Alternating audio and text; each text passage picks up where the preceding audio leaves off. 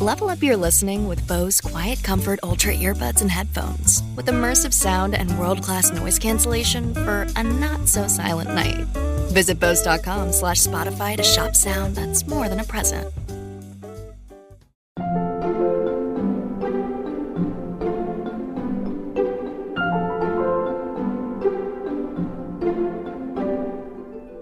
As a casting director, it's my job to make sure that we have incredible characters that not only have what I always call like the X and the Y axis. They have the talent, they have the personality, but they have that Z axis. They have the depth, they have the story. We want to find people that audiences are going to fall in love with.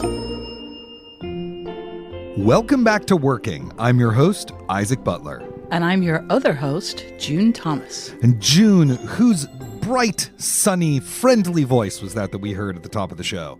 Isaac, that was Logan Clark, who is a casting director for reality TV shows. Incredible. So why did you want to speak with Logan specifically? Well, I don't watch a lot of reality TV, to say the least, but when I watch hard. And Logan did the casting on a show that I absolutely loved. That show was called Legendary, and it ran for 3 seasons and was a reality competition set in the world of ball culture, as in the world of houses and voguing, the ball culture shown in the movie Paris is Burning, rather than the kind of ballroom dancing you see on Dancing with the Stars. That show was outrageously entertaining, but it also felt very important in the way it gave representation to a part of queer culture that is not very visible, to say the least, and is often thought of as belonging to another generation far in the past. Well, I'm going to restrain myself from shouting Butch Queens over and over and over again into the microphone in honor of Paris is Burning and ball culture, and instead just ask, what do our Slate Plus listeners have waiting for them? Well, I will also resist noting that I am giving schoolboy realness, which one time on the street, somebody actually said to me, "Are you giving schoolboy realness?" And I was like, oh my God, I have never been more seen. So yes, but... Wait. Hold on. Stop the show. We got to do a quick... Someone stopped you, June Thomas, on the street of Washington, D.C. and said, "Are you giving schoolboy realness?" Schoolboy realness, and yes. You said... Yes. That's goddamn right. Yes. My life. Yes. Anyway, Isaac, to answer your question, our Slate Plus listeners will, of course, hear something that's very special that's just for them. I asked Logan to tell me about 2 of the reality shows he's involved with that I was not familiar with. And I got to tell you, now all I want to do is watch those shows wall to wall. I also asked him to name his favorite reality shows. Well, that sounds like a lot of fun. And if you are a Slate Plus listener, that will be waiting for you at the end of this episode. If you're not a Slate Plus listener, look, dude, I don't know what else to tell you. Slate Plus is awesome. You get full access behind the paywall. You get bonus full episodes of shows like Decoder Ring. You get extra segments on shows like this one. You get to feel virtuous because you're supporting everything we do right here on Working. I mean, get with the program. Go to slate.com/working plus and subscribe to Slate Plus today. Okay. Now let's listen in to June's conversation with reality TV casting director, Logan Clark.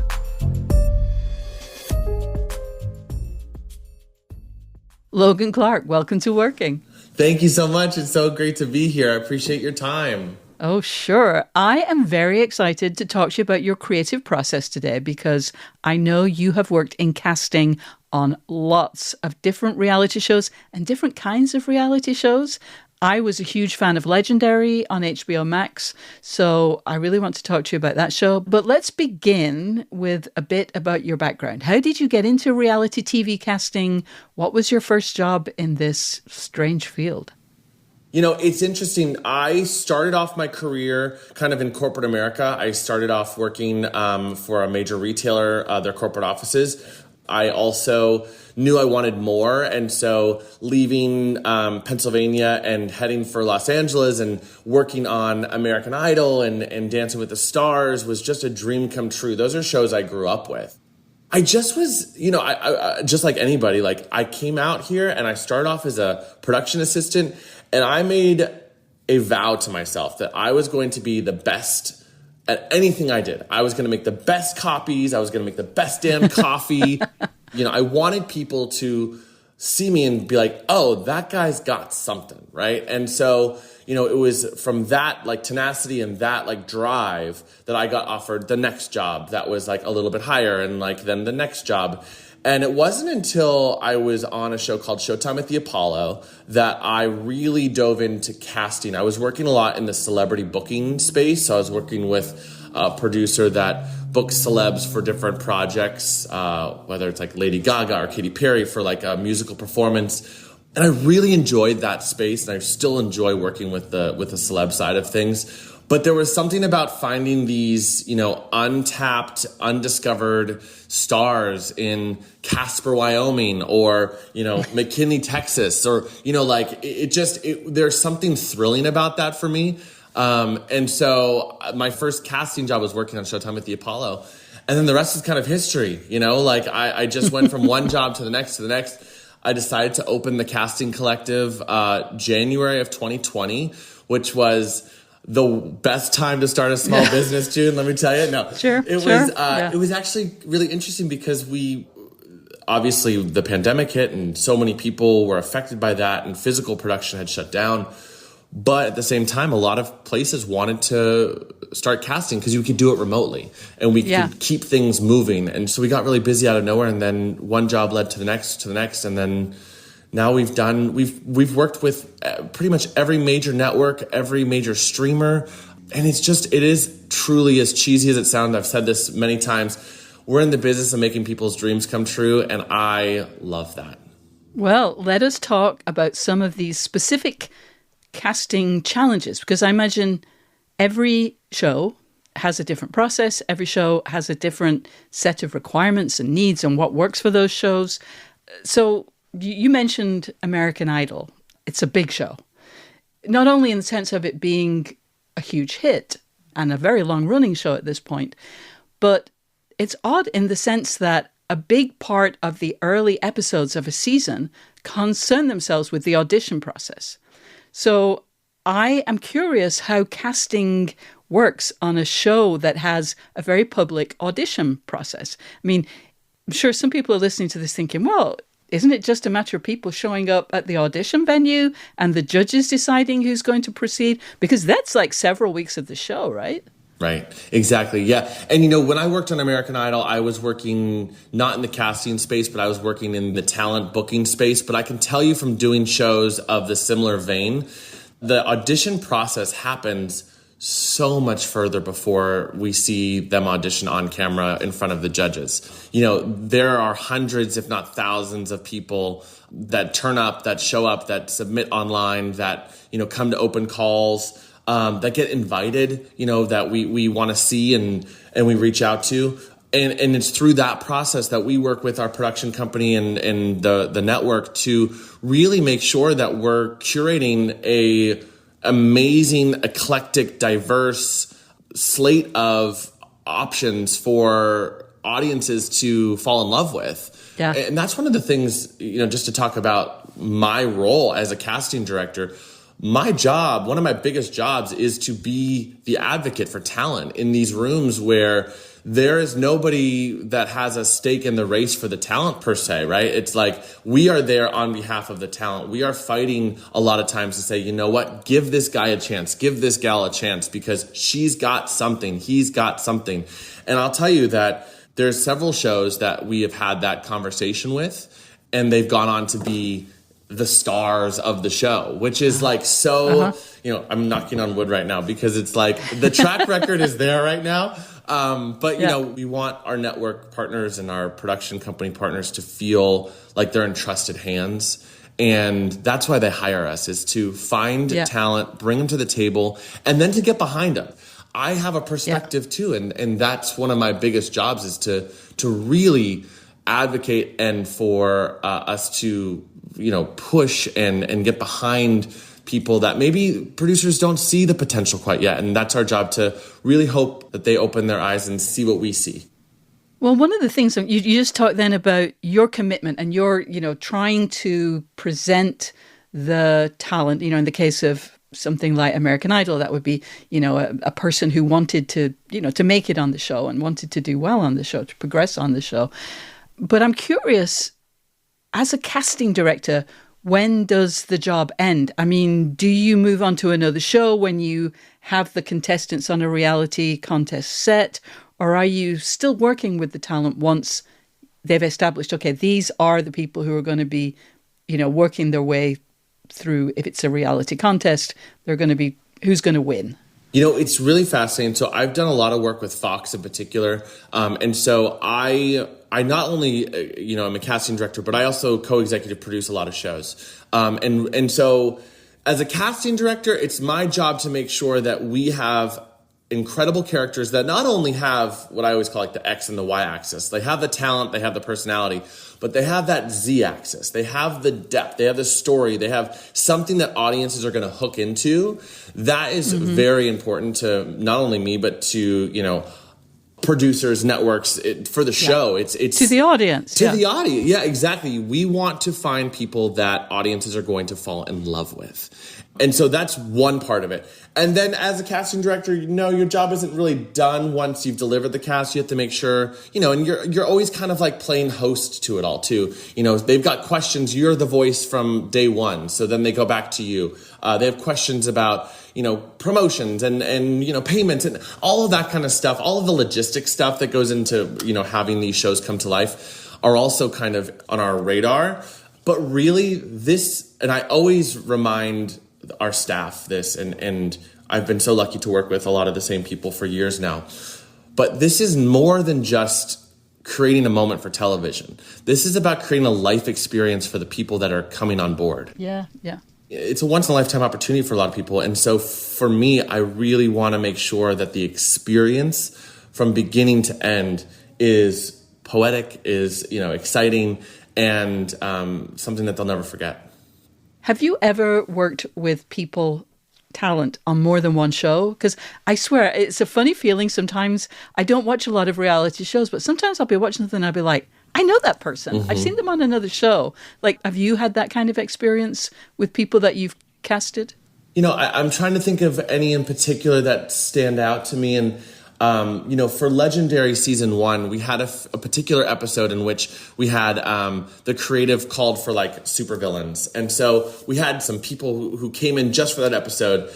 And then we saw in Season 2, those supervillains who just came in for that episode came back to Legendary, but as part of a house. And so, that was an opportunity for us to see a character come from Season 1 to Season 2. There's a bit of connective tissue there. Yeah. We definitely... there's some people that we meet and we're like, this guy or this girl, this person needs to be on TV. We need to find something for them. So maybe they'll be within our ecosystem at the casting collective, and we'll be like, okay, let's put them on this short list and on this, bulletin board, if you will, and wait for the right opportunity to come in and present it to them. Because, sometimes we'll find an incredible star and it's like, you are so perfect for something else, and that's the joy in doing what we do. And to your point, across multiple shows, is that we aren't kind of handcuffed to one project or one network or one production company. We are so fortunate to work with so many. So it's a real pleasure to find the right fit for people as well.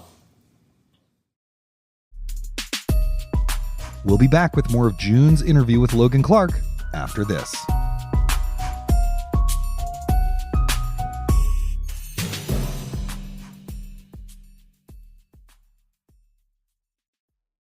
This podcast is brought to you by Progressive Insurance.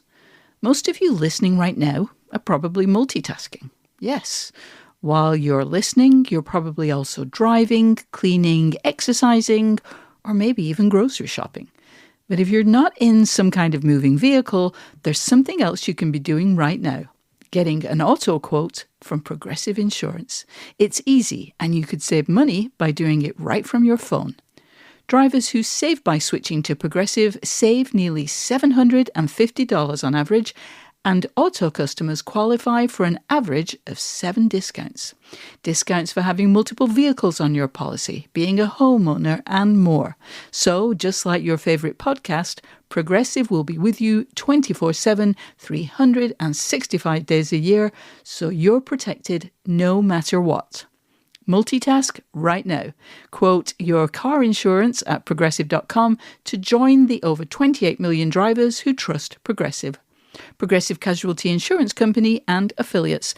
National average 12-month savings of $744 by new customers surveyed who save with Progressive between June 2022 and May 2023. Potential savings will vary. Discounts not available in all states and situations. If you like using debit over credit, don't you think it's time to also get rewarded? Well, now you can with Discover Cashback Debit. It's a checking account that rewards everyone with cashback on everyday purchases. Plus, you're not charged any account fees, period. Whether you're moving, starting a new job, or headed into that next stage of life, whatever it is, Discover Cashback Debit is for everyone. Check out eligibility and terms at discover.com/cashbackdebit. Discover Bank, member FDIC. Hey listeners, Isaac Butler here. Hope you're enjoying the show. I just wanted to say real quick, as you know, the holiday season is upon us. Hanukkah's right around the corner. Christmas is right after that. There's probably some other holidays too, and the Slate Shop is the perfect place to take the guesswork out of your gift list. Browse our selection of things like hand-poured candles, classy cocktail kits, stunning stationery, expertly crafted pasta makers, and everything in between. Look, the shop's open all the time, but we have a special deal for you. If you happen to be listening to this before the end of Cyber Monday, well, we're offering 30% off all items in the store.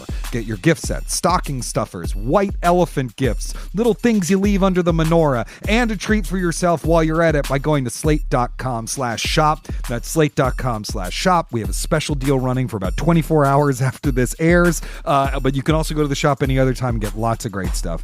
Thank you so much for listening. Happy holidays and happy shopping at slate.com/shop. All right, now back to June's interview with Logan Clark. When you worked on Dancing with the Stars, was that in a casting role? It was, no, so when I worked on Dancing with the Stars, that was in with the audience team. And so what we would do with that is we would work with the celebrities and with the dancers to, and obviously there's 850 people at every taping. So there's a lot of logistics that go into all of that. And the audience is one of the biggest characters in the room and that type of show, in the ballroom. Well, one of the things that I was curious about with that show, and maybe I can just ask you this as someone who is perhaps a fan, definitely somebody who knows a lot about reality television.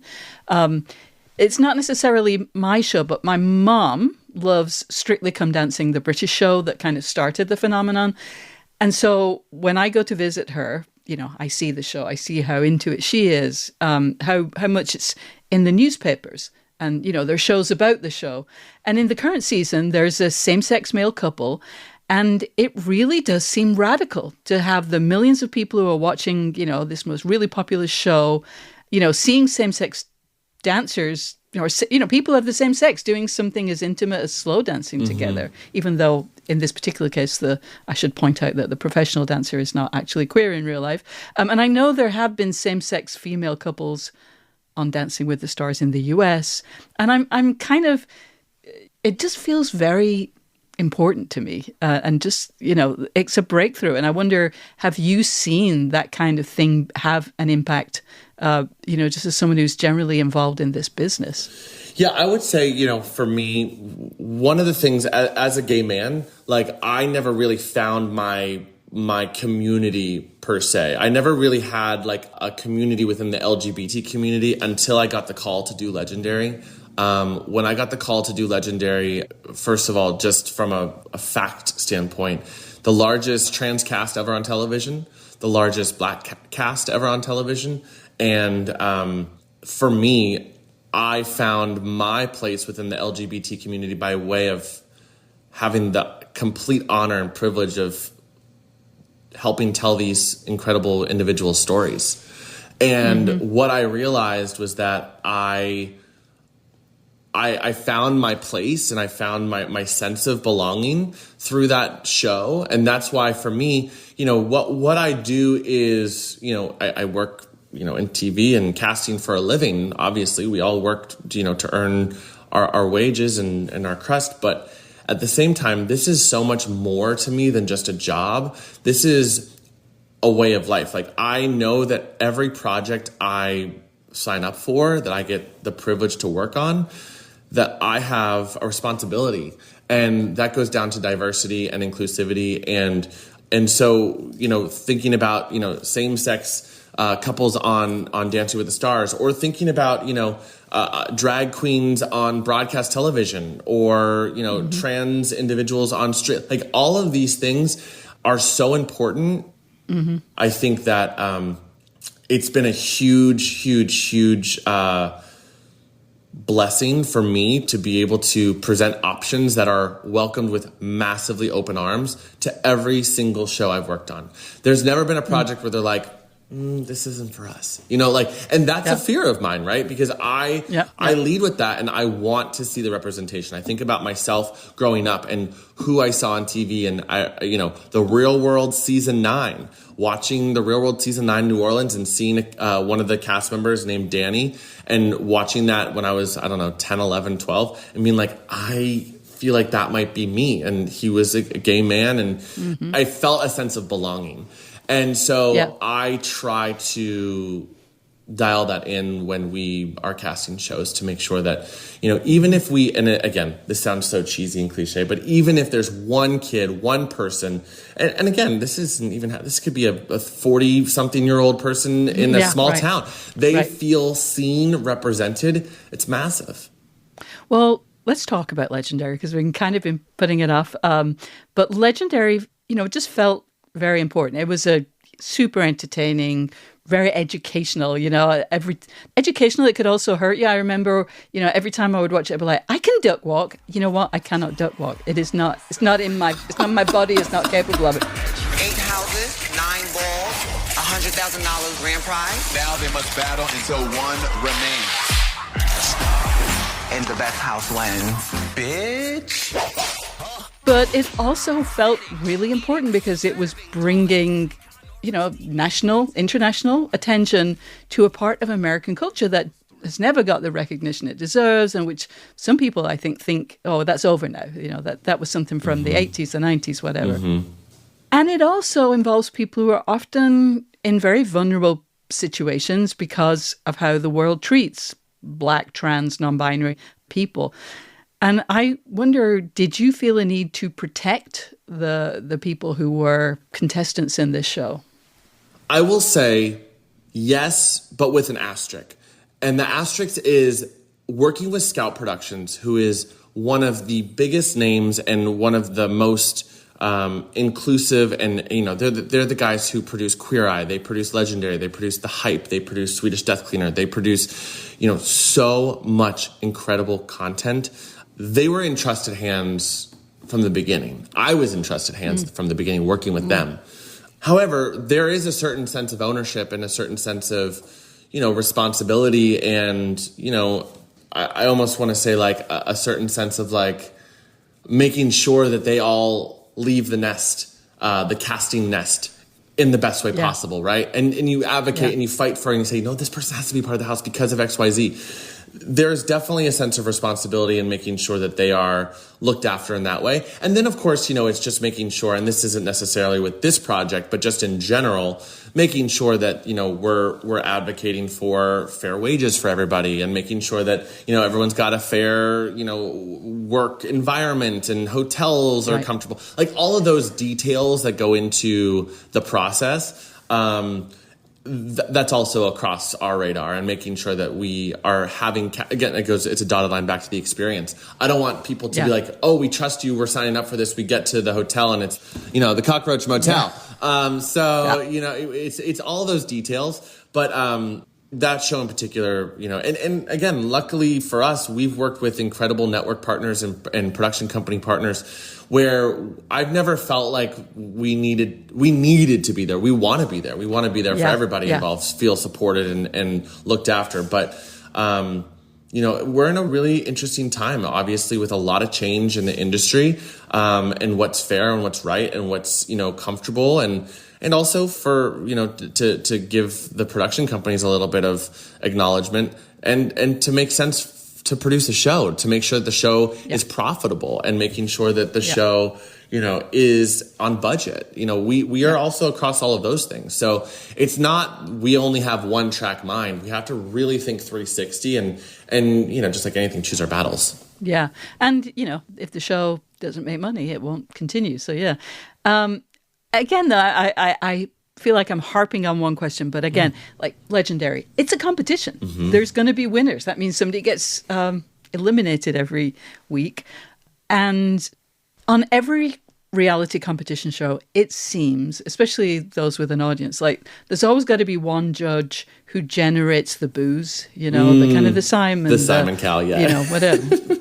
On Legendary, that was kind of Law Roach, the one who comes with the harsh views. How do you think you did? Be honest. Yeah, because you got a friend. I feel like the performance was the best that we could do. I feel like we did give it our all. Stop. If that's the best you can do, pack it up and go home now. Again, in a world where many of the people involved who are being judged have been treated badly by the world, they don't come to the TV show to get criticized. Like, are there things you have to kind of do to, just make sure that there's a good vibe and that there's a good situation, even though it is a competition? With Legendary, it was interesting because there's moments when you're like, as a fan, you're watching the show and being like, come on, that's a little tough. Yeah. But I'll tell you what, if there's any cast that can handle the shade, it's a cast from Legendary. If anybody can handle it, it's those guys because they've been through the shit. They've been through it all. And, again, thinking about story, unfortunately, a lot of folks, it's a community that is based on a chosen family.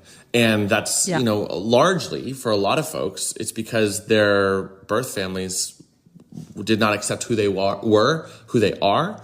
And so they went out and found these houses to become a part of them. And so they've been through the shit, they've been through it all. And so getting on stage and getting a critique about one performance, while it stings, they are the most resilient folks I have ever met in my entire life. And they will brush themselves off and they will come back bigger, stronger, better next week or next show or next performance, whatever it is. So, it's slightly protective because obviously you don't want anyone to feel like they're not doing their thing, but it is a competition show, so they do know what they're signing up for sure. And for real. But since we're talking about a queer show, let's talk about another one, maybe more controversial, Living for the Dead, which I might shorthand as Kristen Stewart's ghost hunting show. It started airing in October. It wasn't universally loved. I want to know about your involvement in that show and what you were looking for when you were working on casting that show. I am obsessed with this show. It is so much fun. If you have not seen it, it is just such a fun, interesting, spooky, heartfelt watch. It's our job was to find, 5 queer-centric, paranormal-centric individuals to come together and to go on a quest, almost like the gay Scooby-Doo. Exactly. How many people died here? I am feeling a cold chill going up my leg.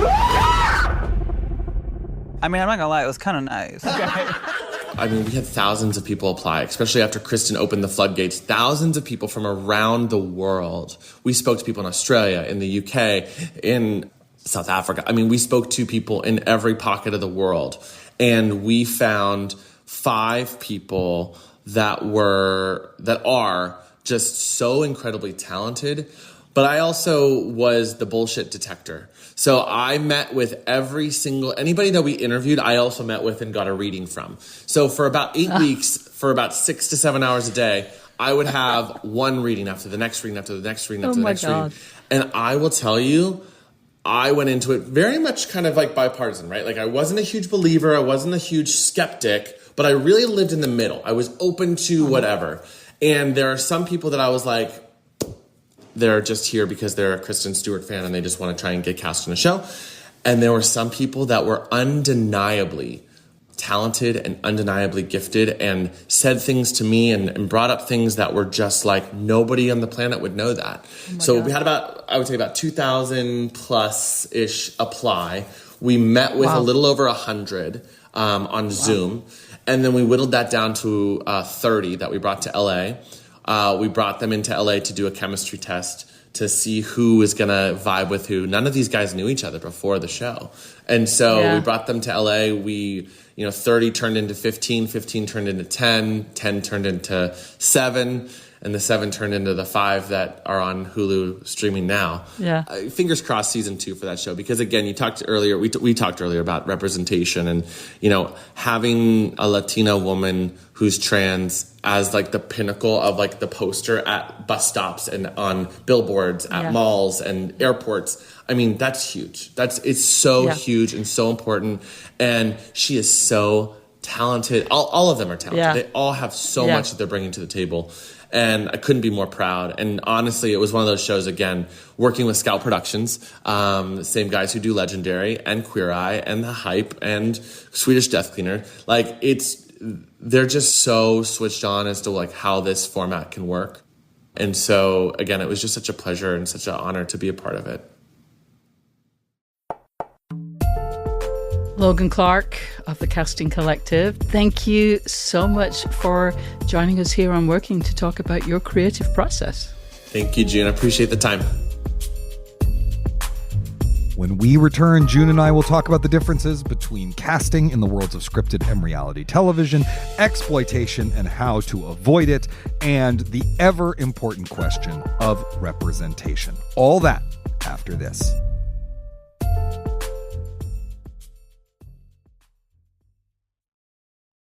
This episode is brought to you by SAP. First, the bad news. SAP Business AI won't help you generate cubist versions of your family's holiday photos, but it will help you understand which supplier is best to help you roll out your plant-based packaging in Southeast Asia, identify the training your junior project manager needs to rise up the ranks, and automate repetitive tasks while you focus on big innovations, so you can be ready for the next opportunity. Revolutionary technology, real-world results. That's SAP Business AI. This episode is brought to you by SAP. First, the bad news. SAP Business AI won't help you generate cubist versions of your family's holiday photos, but it will help you understand which supplier is best to help you roll out your plant-based packaging in Southeast Asia, identify the training your junior project manager needs to rise up the ranks, and automate repetitive tasks while you focus on big innovations, so you can be ready for the next opportunity. Revolutionary technology, real-world results. That's SAP Business AI. June, that was so much fun. Logan is such a ray of sunshine. You can understand how he does a great job of convincing producers to cast the people he wants on these shows, because he's just got that infectious joy. I believe that this is your second casting director interview, but your previous one was of someone who does scripted television. And I'm curious about what you see as the differences between those two jobs in those two fields, right? Like in one, you got to find the best actor for the part. In the other, you have to find a human being, who has the right story they're going to tell, crying into the camera, or, they have the right gestalt. They have to be good at catchphrases and whatever it is. I mean, those actually are pretty different jobs, right? No, they totally are. But interestingly, the scripted casting director that I spoke with, Angelique Midthunder, mostly works with Indigenous acting talent. And since there has been a recent boom in shows featuring First Nations people, she is often working with quote unquote unknown actors who are looking for their first jobs. And I mention that because while there is undoubtedly a big difference in casting for these two kinds of shows, ultimately the task in both cases is to select one person from a large pool of applicants. Now, would I rather be given a script and asked to embody a character that someone has written and invented and, try to bring that person to life, or get a job based on someone perceiving my soul and thinking that I personally have potential? I definitely would prefer to be an actor. That feels like an actual profession. It feels like a step on a career path. But I also think that whatever we think of the broad church that is reality TV, it can be a path to stardom. Now, like sports or music or pretty much any artistic pursuit, only an infinitesimally small number of people will get to walk that path and achieve success and maybe break out into plain old TV without a modifier. But given its popularity, let's definitely bring as much integrity and empathy to the process as possible. Speaking of that, one thing I find really fascinating about this interview is Logan talking about the care he's trying to take with the people he casts up to a point. And I think here we should say, reality TV is famously exploitative. Our contemporary reality TV boom grows out of a previous round of writer and actor strikes as a way of hedging against those unions, because the actors, or they're not even actors, the participants, the writers, none of those people are unionized. And then on top of that, the earlier generation, the early aughts reality TV, a lot of that is just built on humiliating people. American Idol is a show where for the first few weeks, you were just watching people get humiliated by an angry Brit with a Napoleon complex or something. You can look up any number of personal essays and interviews with people who've had really awful experiences on reality shows. Now, that said, in modern times, there's been a turn, in part due to shows like Queer Eye and Bake Off, to a more positive, nurturing kind of environment. It seems to me like Logan is actually a bit torn on this one, in that he both wants to take care of people, but he also knows if you're watching a show like Legendary, one of the reasons why you're watching it is so that a really salty judge is going to rip someone a new one. And you can't kind of avoid that. It's baked in. What do you make of that challenge? Yeah, I mean, that is really interesting. And I have to say that as I was listening to Logan talking about making people's dreams come true, it sure sounded to me like this industry, reality TV, had allowed Logan to make his dreams come true. So I think he truly believes that it's possible to do that.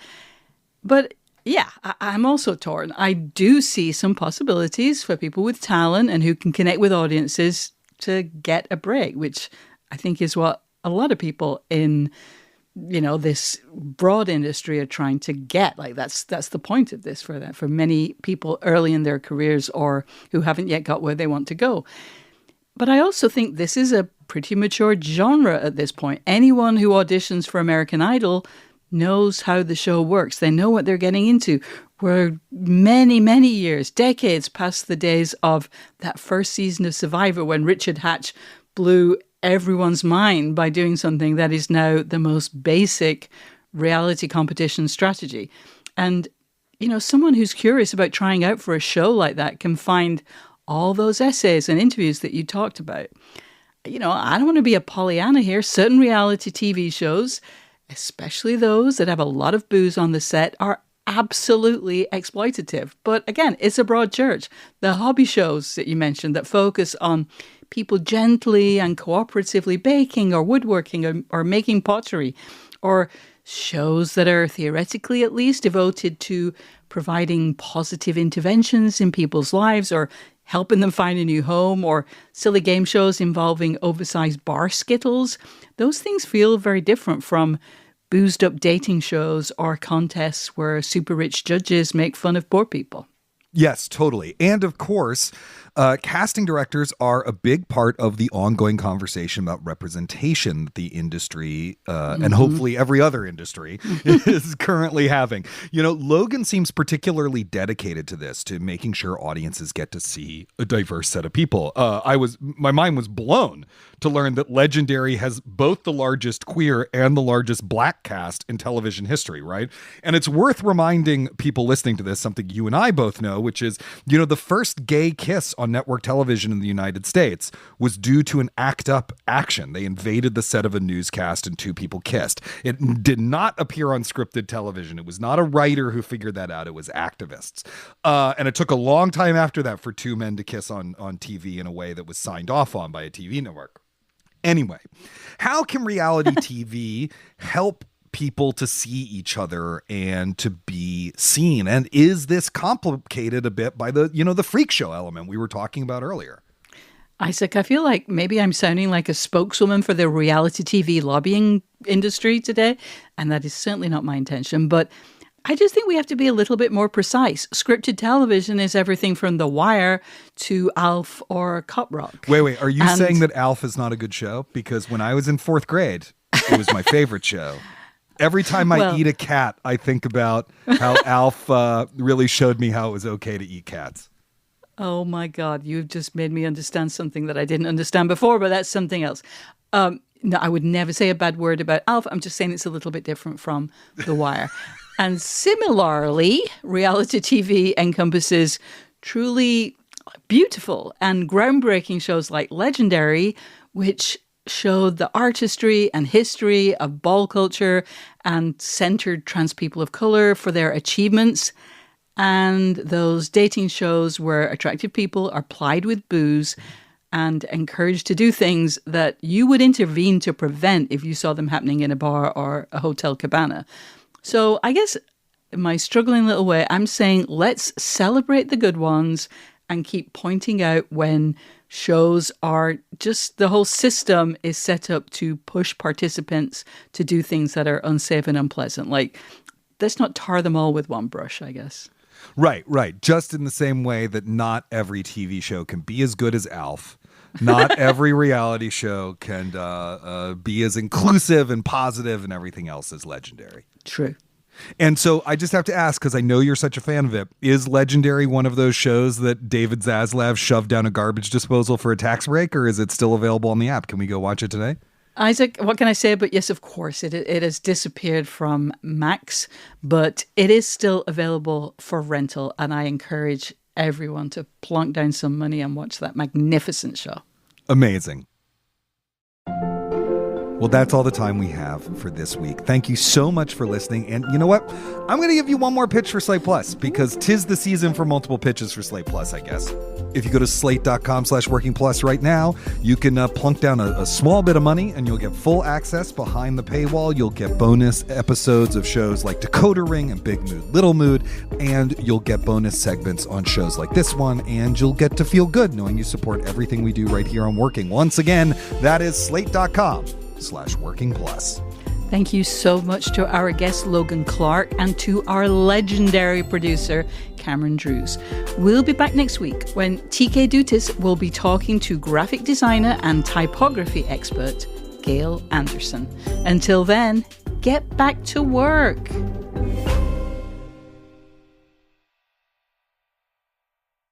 This episode is brought to you by SAP. First, the bad news.